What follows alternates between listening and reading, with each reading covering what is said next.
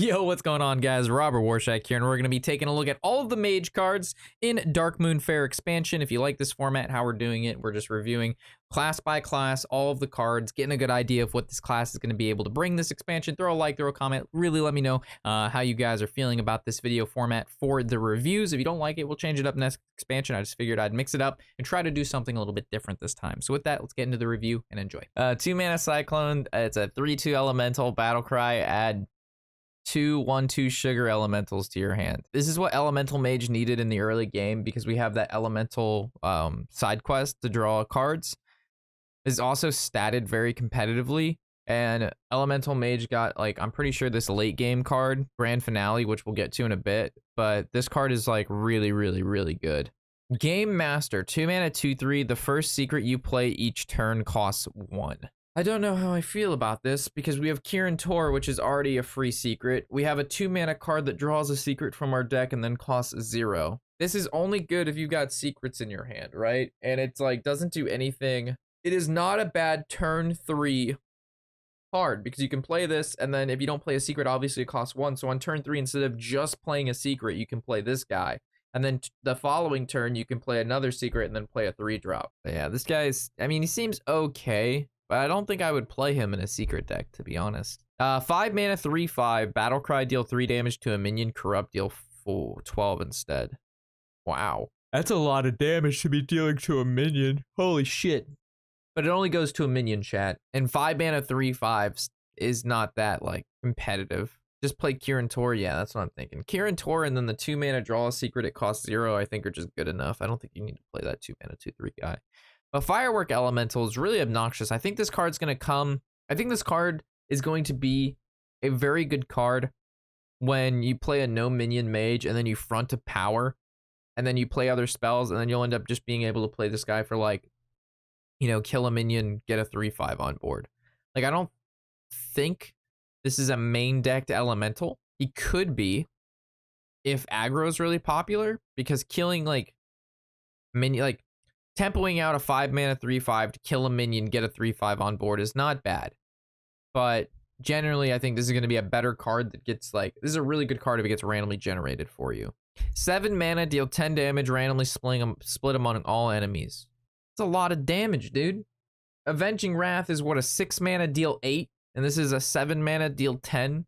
So we valued the additional mana, 1 mana, at 2 damage, which is under the cost of an arcane missiles, but it's mage, and mages have the ability to do spell damage. I don't think this is main decked at all, but I do think that this being randomly generated, a 7-mana deal 10 if your opponent has nothing on the board is a 7-mana Pyroblast. But they have to have no minions out, which isn't, like, super likely. I think this is just a good randomly generated card. I don't think this is main decked. This is just one of those cards that you just randomly generate and it'll win you the game because it's good. But to just play this naked, I don't think it's good enough. Grand finale. So this is shit that I was talking about before, boys. So this is the 8-mana summon, an 8/8 elemental. Repeat for each elemental you played last turn. This is pretty giga nuts for the elementals, given we have stuff like this. So you play this, battle cry, you get 2 more 1/2s. You play this, you spent 4 mana. Then the next turn, you summon 3, so you get this, and then you get each elemental last turn, so you played 3, so you get 4 8/8s for playing a single card. So you play this, on turn 7, you get 4 8/8s, and it's not a hard thing to do either. The problem, though, is if you play with the Abominable Snowman dude, right? Because if you play the 7-mana 7/6, if you played an elemental the turn before, make a copy of it, and then you lead up with the grand finale, because you only played 1 elemental the turn before, you only get 2 8/8s. So for curve purposes, if you run this card and the Abominable, like, it doesn't actually work out that great. They're kind of like anti-synergy big elemental cards. So I don't know if you'd play the Abominable. Oh my god. This is that nuts card everybody was talking about, right? 2-mana, transform spells in your deck into ones that cost 3 or more. They keep their original cost. Yes, this card is fucking insane in Spell Mage, right? Because all of your spells, for example, let's say you're playing a 1-mana spell. It's now a 4-mana spell. but it costs 1 mana. Your 5 mana spell is an 8 mana spell, but costs 5 mana. And what you can do to this card, well, I mean, it's only, oh, and it costs 2 mana, which means you're able to get this off Magic Trick. Yeah, this card's fucking nuts. So question, Chad, if you play Incanter's Flow, and then you play this card, does it do it from the Incanter's Flow cost, or does it do it through the original cost of the spell? So if you play then this after Incanters, does it turn your 0 mana spell into 3, or does it turn your 1 mana spell into 4, but then it's 3 because of Incanter's Flow made it 0? So by the way it reads, it says transform spells in your deck that cost 3 or more, right? If you discount the cards in your deck, they are now 0, like let's say Magic Trick, it is now a 0 mana card in your deck. Then it would add 3 to it, but it would still cost 0. So it would be a 3 mana card that costs 0, theoretically, by the way this reads. It wouldn't be a 4 mana card that costs 0. It wouldn't do the original. FYI, if you didn't know, this isn't limited to mage spells. Completely broken RNG Clown Fiesta. Yes. It does seem nutty. But generally speaking, cards that cost 3 more, like discounting every spell that you play by 3 is good. There's not, I mean, there's some bad spells in the game, but reducing costs by 3, that's 3 innervates per spell per turn. That's free real estate, chat. Have you, like, we haven't seen discounts like this since the 1747 Great Discount War. Seer of Darkmoon, 6 mana, 5/5, battle cry, draw 1 card, each upgraded for each friendly secret that has triggered this game. Most of the time, these cards end up saying you have played, so this is triggered. But the key is here, I don't think this card needs to be in your hand. It just says triggered this game. So I think this card is really good. This card instantly goes into any Secret Mage, chat.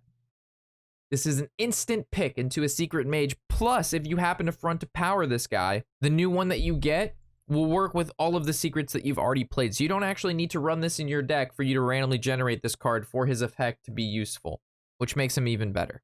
Very good Secret Mage card here. Cult Conjurer. So this is the card I was gonna, we talked about on the podcast, and I was talking about how it synergizes with Rigged Fair Game. So Rigged Fair Game is the new mage secret that's a 3 mana. If you didn't take damage during your opponent's turn, you draw 3 cards. So ideally your opponent's going to want to hit you in the face every turn, or at least do some damage to you, which means this card, when you play it on turn 3, may in fact not trigger. Most of the time I don't think it will trigger.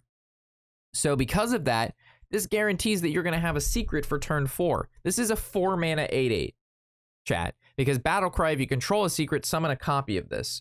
Worst case, let's say you play the 2 mana mage card that says draw a secret from your deck, it costs 0. You just play the 0 mana secret, and then you play this on turn 4. You got a secret on the board and a 0 mana or a 4 mana 8/8. Mage is looking really fucking good, chat. Literally every single mage card besides these 2 cards are good. Even the Firework Elemental still good.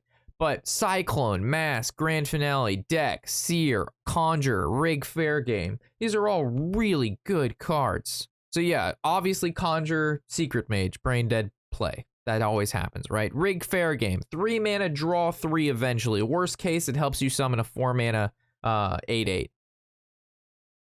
Good new mage secret. Draw 3 cards is good. Then we have Ring Toss, 4 mana, discover a secret and cast it. Corrupt Discover 2 instead. An insane 4 mana play for Secret Mage. Mage got some fucking giganut RNG cards here, boys. And as we can see, with the Hunter and the Mage now, secrets are really good and have a lot of synergy potential. Possibly playing cards that destroy secrets could be a thing. Hunter's running Flare. 2020, am I right, kids?